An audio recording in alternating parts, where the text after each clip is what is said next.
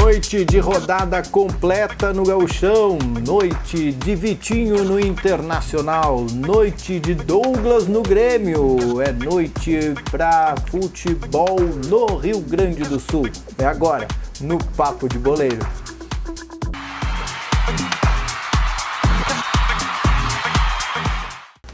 Olá, noite de rodada completa do Gauchão e o Lajeadense sobe a serra, enfrenta o Veranópolis, lá o VEC, lá na serra, Diogo Bosch, com clima serrano. Segunda rodada do Campeonato Gaúcho, primeiro jogo fora do Lajeadense, depois do empate contra o Inter aqui. Valeu o título da Recopa nos pênaltis, mas pro Gauchão foi um ponto só. Empate com o Internacional aqui. E o primeiro da série de 2 jogos aí fora de casa que o Lajeadense tem. Depois enfrenta o Aimoré também, longe dos seus domínios.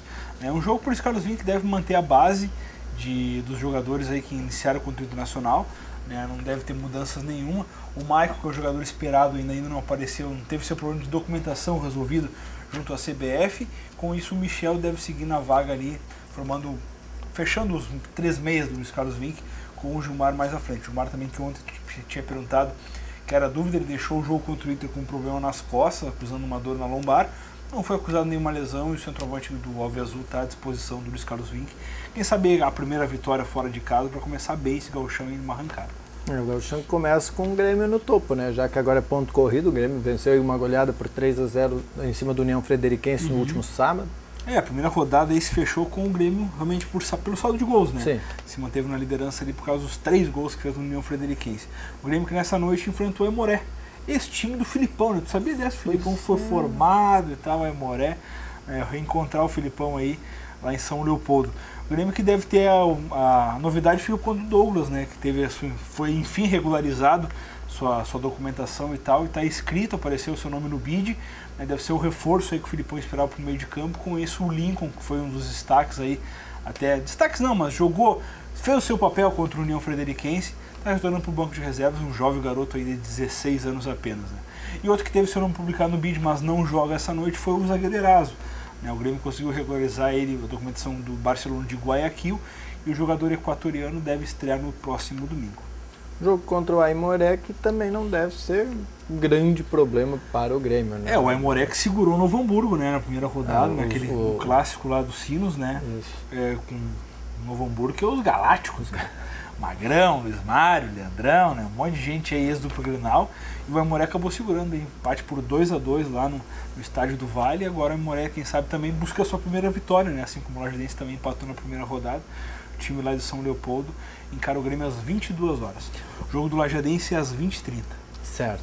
A equipe do Aimoré que, como o Lajeadense fez aqui também, como sempre acaba as equipes do interior fazendo, é um esforço dobrado quando é contra a dupla Grenal para ver se consegue, no mínimo, um empatezinho ou então até ganhar da dupla Grenal e se mostrar também, né, Diogo Bosch? Porque aí o pessoal não só da dupla Grenal, exato, mas os demais também estão de olho, né? Porque é o jogo da televisão, né, Marcos? É o jogo onde todo mundo quer ver e tal. Então, além de ver os jogos da dupla Grenal, sai para os jogadores do time adversário também se mostrar sua capacidade e tal, e por que não sendo os destaques da partida, um contratinho diferente aí no final do Gauchão, né?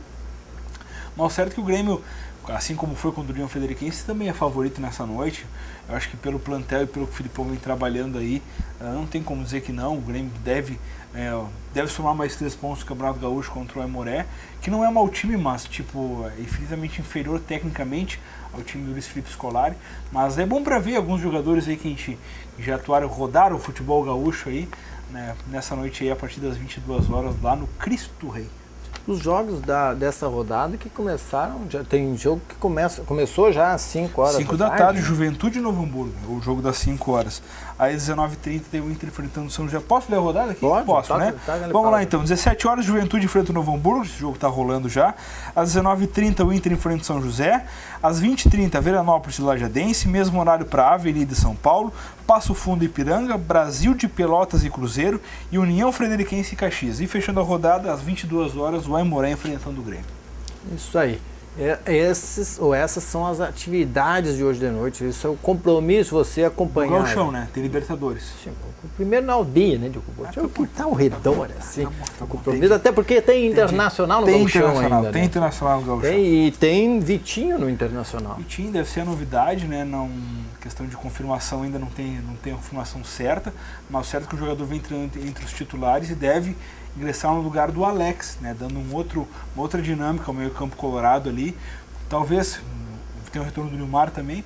O técnico Diego Aguirre deve promover a entrada do Vitinho, formando uma linha de 3 meias ali com o D'Alessandro e com o Eduardo Sacha, cada um dos dois jogadores mais abertos, com o camisa 10 ali centralizado, com o Nilmar mais à frente. Então é um novo Inter aí que de repente, diferente daquele que teve aqui em Lajeado, muito bem mais móvel, né, em relação ao que jogou aqui no estádio Ave Azul, em função dessas duas mudanças. Vitinho e Nilmar entram no lugar de Alex e Rafael Moura. Tem cabimento fazer treinamento fechado para este Internacional, Diogo Botti?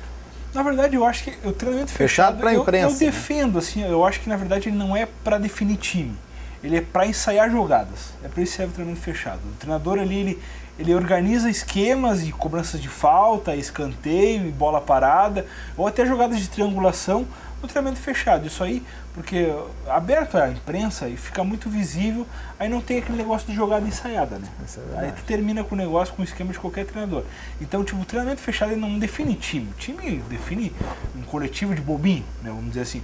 Mas o time está na cabeça do treinador. O treinamento fechado serve sim para aprimorar jogadas ensaiadas, jogadas diferentes que possam surpreender o adversário.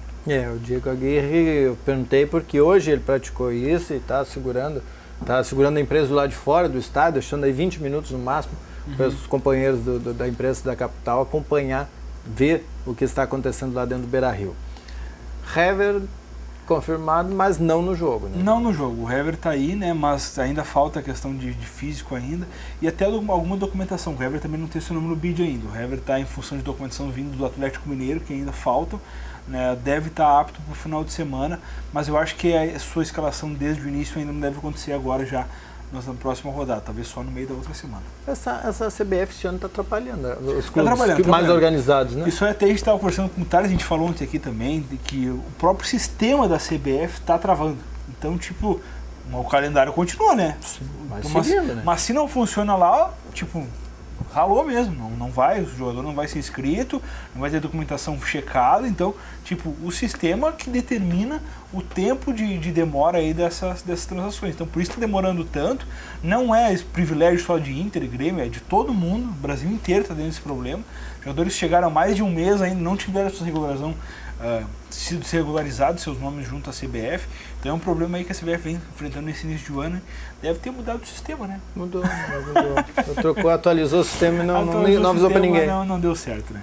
Então é um problema crônico aí que a CBF está tentando reduzir o máximo possível. Pode ser problema para o Internacional ter o Anderson Show na Libertadores, já na primeira rodada? Eu acho que não, porque o Anderson Show tem a ver com a Comebol.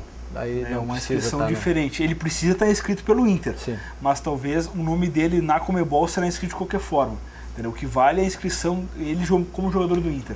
Então talvez não é um processo um pouquinho diferente. Já tem o vínculo trabalhista com o Inter, é o que importa. Exatamente. Então a inscrição vale com os nomes, o jogador tem que estar vinculado ao clube ou não.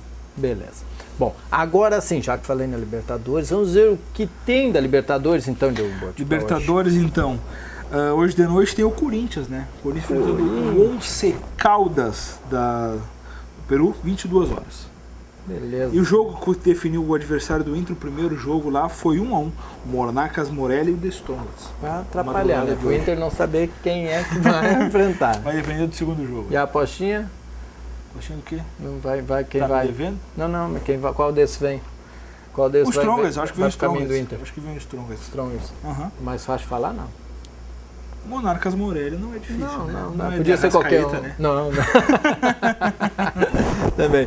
Bueno, difícil tá a vida do nosso amigo ia dizer, né? É melhor ser amigo do que inimigo dele.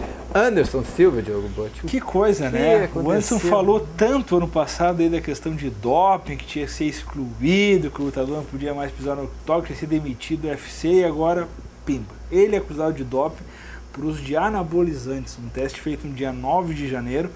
O Spider acabou sendo revelado ontem, hoje ainda foi revelado esse resultado desse exame, e consta que no caso já lutou dopado contra o Nick Diaz, né? O Nick Diaz também foi pego no mesmo exame por uso de maconha. Maconha? Que né? barbaridade. Então, aí o Spider disse que é inocente, que não tem nada a ver, e já contratou, tá procurando os melhores advogados aí para ingressar na justiça para provar a sua inocência contra esse caso aí. Mas o certo é que bater uma vez lá é difícil, né? É complicado. É que esses tipos de exames são muito minuciosos, assim, é complicado dar errado. Né? A contraprova será feita, né? O Spider já pediu, mas vai demorar um pouquinho ainda, mas o certo é que dificilmente dê errado, né? Então a gente lamenta, porque são esteroides, né? Uma coisa tão óbvia de dar problema, né? As três substâncias que apareceram lá são justamente... não são substâncias que são comuns em outros tipos de medicamentos. Já teve jogador de futebol que caiu, assim, tomou alguma coisa para febre e daqui a pouco aqueles tem casos alguma clássicos, coisa. O cara tomou um negócio para queda de cabelo, tinha uma substância que não era permitida, o jogador aí ficou... nem teria como saber. Exatamente. Quer dizer, tem como saber se olhar, né? Mas ninguém vai atrás de bula. É complicado. Mas o Anderson Silva ali ficou bem xarope a situação para ele. Bom, vamos ver o que dá. Na torcida, de repente, uma contraprova desminta, né? Isso deve atrasar até a questão de, caso venha alguma outra luta, né? Isso aí deve botar o Anderson Silva para baixo aí na lista do Dana White para ver determinação de novas lutas ou não. Bueno. Outro nome que tem a vida complicada agora é o Pato, Diogo. O jogador Pato, Alexandre Pato, jogado pelo Inter, aí, campeão do mundo em 2006.